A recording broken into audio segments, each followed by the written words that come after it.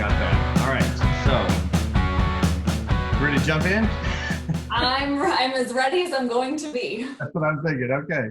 All right. So welcome everybody. I certainly want to introduce, I've got a friend that we tried to do some of this yesterday, but thanks to the beautiful weather, it was a little windy and the video came out terrible. So we thought we'd take a second today, and now that we've got a few more details to share, I think it's important. So Steph Lacey is with us today from hrEdge Consulting. I think you can see on the screen some of the services that she provides. So Steph, do you want to tell us just a little bit about who you are and kind of what you guys do as an organization? Sure. My name is Stephanie Lee. I'm the founder of hrEdge Consulting. We provide HR solutions for businesses, usually in the 25 to 250 employee range, where we're doing either HR projects, covering the full HR department, or really providing that interim coverage. All right. So the thing, you've done a lot of work for a lot of my clients. I know I'm constantly sending people to you for employee handbooks. I get questions all the time. How am I supposed to handle this? I'm like, what does your manual say? And no one seems to have a current manual. So I know you've done a lot of work in that space specifically for me. So the thing that I think was really critical that we spoke about early this week is this Family First Coronavirus Act. And just what I saw very quickly was an administrative nightmare potentially. So let's talk about what that is and the space that it fits. So can you share with us a little bit about it, and then we'll talk about why we think it's a concern and where you might come in to help. Sure. So the Family First Act is set to go into effect on April 1st. It's going to apply to those employers with 500 employees or less. And really what it does is offers a solution for paid sick leave and an extension of FMLA for those smaller employers. All right, so under 500, right? Not historically the largest HR departments. There's some tracking that's going to have to be done. So let's talk a little bit more about the act. Are there any exemptions to the act? There could be exemptions. Small businesses under 50 employees, if this is going to harm the viability of their business, they can put in for an exemption. Companies that have healthcare workers or first responders may be exempt from this as well. All right. How do I calculate it? If I'm an employer, how am I going to deal with it from a number standpoint? Like what's it laid out so far? Like what's been given to us? Sure. So they're going to want to make sure that they're calculating that employer size on the first day of the leave that's being taken, include your full-time, your part-time, your temporary, and really it's important to make sure you're counting people who are already on leave of absence as well. So both your active and inactive. All right. So then who's eligible for paid sick leave or an emergency FMLA? I know there's a difference. There is. So the paid sick leave is going to be available to all employees day one. The FMLA, where you used to have to be employed for at least 12 months, now you only need to be employed 30 days before you can start taking the leave for these reasons that are related to the coronavirus.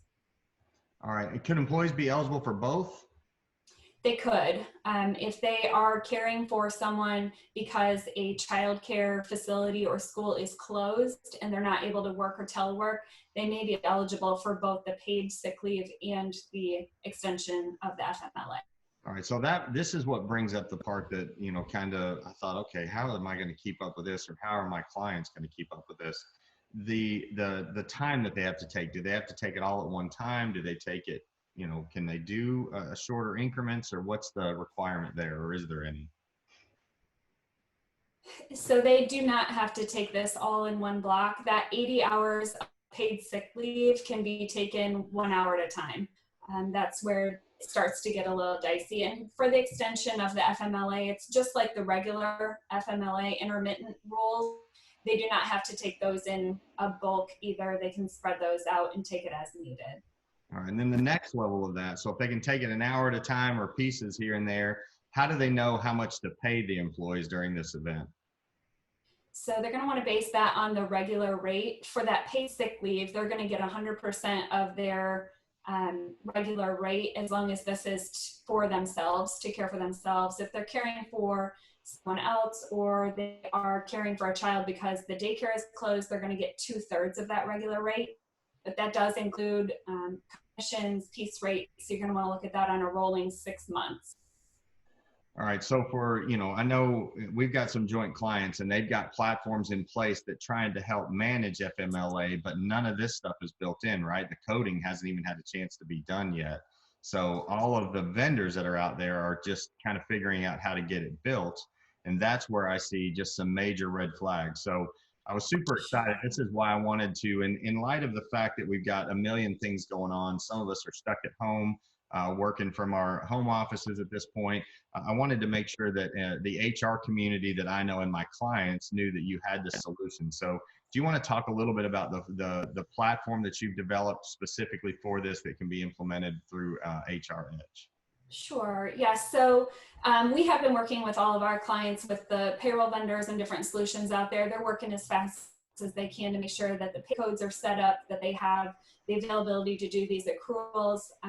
But if they don't have a platform that's already tracking regular leave of absences, they likely don't have anything available to track these new leave requirements. Yeah. So tell me a little bit about the form that you've developed and where it can fit. Sure. So if they do not have something to track leave of absences already in place, they likely don't have anything that's going to help them track these types of leave requests. And with all of the requests that may be coming in, it is going to be a heavy burden on these employers to make sure that they're not just getting the requests, but then making sure that they're giving the employees all the information that they need. So we've developed this form that can be customized to each employer where they're entering their basic information on the employee side. They're letting us know whether they're going to carry for themselves or for a family member. And then we'll go through that process with them to determine which type of leave they are eligible for and how much they have available to them, to make sure that we're also going forward and helping them with return to work and making sure the employers know how long these employees are going to be out and when they're going to return. That's awesome. So I'm thinking for the clients that I know, they haven't even realized this is going to be an issue. And when they start to dig in to figure it out, it's going to be complex. So we wanted to get this out in front of people right away. The second thing is, do we know anything about what the penalties might be? I mean, if we look at other FMLA issues, can you address some of that just to give some idea? I think we've got some, we're right now trying to be accommodating, I think, as a community, but at some point we'll have to get this right. So what do you anticipate coming potentially? Absolutely. So they are offering a bit of grace here for the month of April, but they will eventually make sure they're going back and putting all this into place on April 1st. They haven't released anything on penalties, but if you look back at FMLA violations in the past in general, you're looking at an average of $75,000 in costs to defend against those types of claims. So we don't know whether that'll be an issue or not, but we don't want to find out the hard way that it is. And we don't.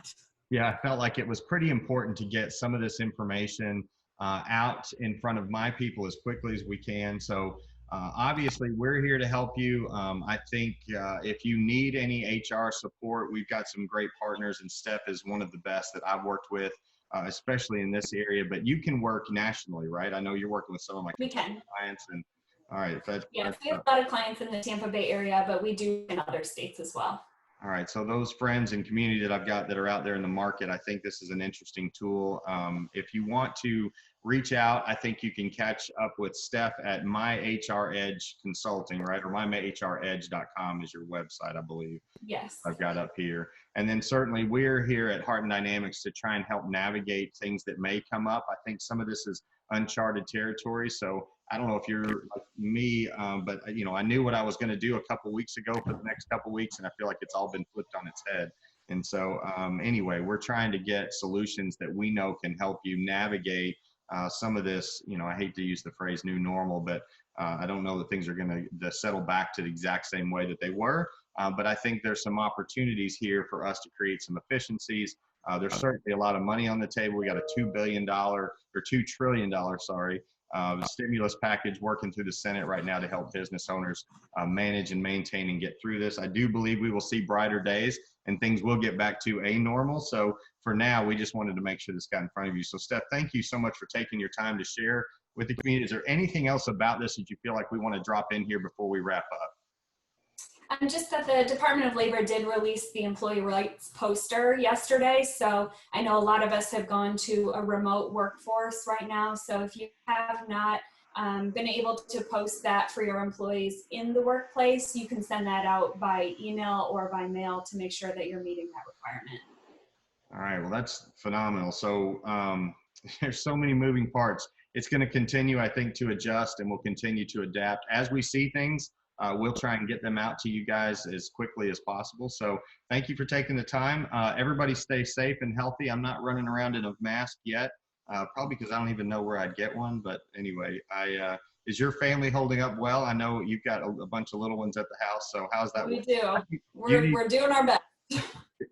All right. Well, you know, I've got friends in the mental health space we can send over there if you need something for you. I may need it myself. Yes. I get it. I get it. All right. Well, thank you so much, Steph. Have a great day. Thank you. Anything we can do to help, too. let us know. Well, thanks so much.